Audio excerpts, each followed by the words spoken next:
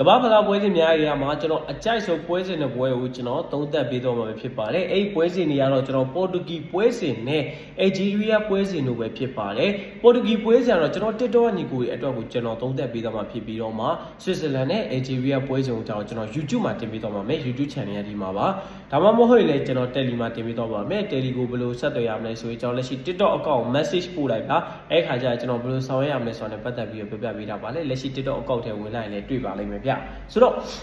ကျွန်တော်ခုနပြောခဲ့တဲ့အတိုင်းပေါ်တူဂီနဲ့ကျွန်တော်ခရိုအေးရှား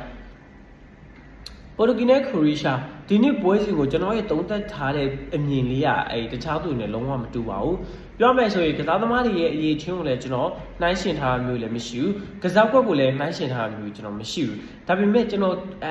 ဒီပွဲစဉ်သုံးသပ်မဲ့ပုံစံကတော့ formula အရာကျွန်တော်သုံးသပ်ပေးမှာဖြစ်ပါတယ်ဆိုတော့ခရိုအေးရှားကိုထားလာကိုကျွန်တော်ပေါ်တူဂီကိုကျွန်တော်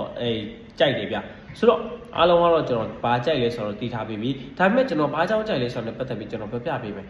Ronaldo ကောင်းလို့လည်းမဟုတ် Bruno Fernandes ကောင်းလို့လည်းမဟုတ် Petronado ကောင်းလို့လည်းမဟုတ်ဘူးဗျာကျွန်တော်ပြောမယ်ဆိုရင်ပြီးတာပါ Mendes ကောင်းလို့လည်းမဟုတ်ဘူးဒါပေမဲ့ကျွန်တော်ဘာကြောင့်ပေါ်တူဂီကိုရွေးချယ်ရလဲဆိုတော့ပေါ်တူဂီရဲ့အခြေအနေကြောင့်ပဲဗျပေါ်တူဂီအနေနဲ့ Uzbekistan ကိုလည်းကျွန်တော်တို့ဒီပြောရမယ်ဆို Uzbekistan ကိုအဆင်ပြေထားတယ်ဆိုပေမဲ့လည်းပဲကိုလမ်ဘီယာနဲ့ပွဲစဉ်မှာလည်းသူအနေနဲ့အဆင်မပြေထားဘူးပြီးတဲ့အခါမှာကြာလဲကွန်ဂိုကိုလည်းသူအနေနဲ့အဆင်မပြေထားဘူးဆောက်ရွက်ပေါ်အချက်လက်တွေအဆင်မပြေတာကိုပြောပြထားတာเนาะဆိုတော့တောက်လျှောက်ပေါ်တူဂီအနေနဲ့ဆောက်ရွက်ပေါ်အချက်လက်တွေတောက်လျှောက်အဆင်မပြေတဲ့အခါမှာဘယ်သူမှပေါ်တူဂီကိုကျွန်တော်မယုံထားဘူးဆိုတော့ဒီနေ့ပွဲစဉ်မှာကျွန်တော်ပေါ်တူဂီကိုယုံမယ်ပေါ်တူဂီကိုယုံလိုက်တဲ့အခါမှာတစ်ဖက်ခရိုအေးရှားကိုပြန်ကြည့်မယ်ဆိုရင်ခရိုအေးရှားကလက်ရှိမှာသူတို့ရဲ့ကစားကွက်ဆိုတာထက်ပြားဒီလားဒီသူတို့စီမှာရှိနေအသင်းရလူတွေရဲ့ကျွန်တော်တို့ဒီလှုပ်အားနှုံးကလည်းကျွန်တော်တီးတတာရောကြလာတယ်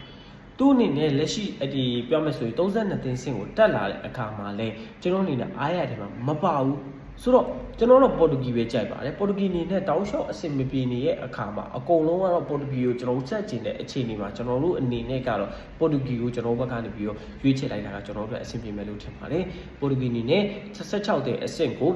တိုက်ရိုက်တက်သွားလိမ့်မယ်လို့ကျွန်တော်အနေနဲ့ထင်ပါတယ်ဗျဒါလေးပါပဲကျေးဇူးများတင်ပါတယ်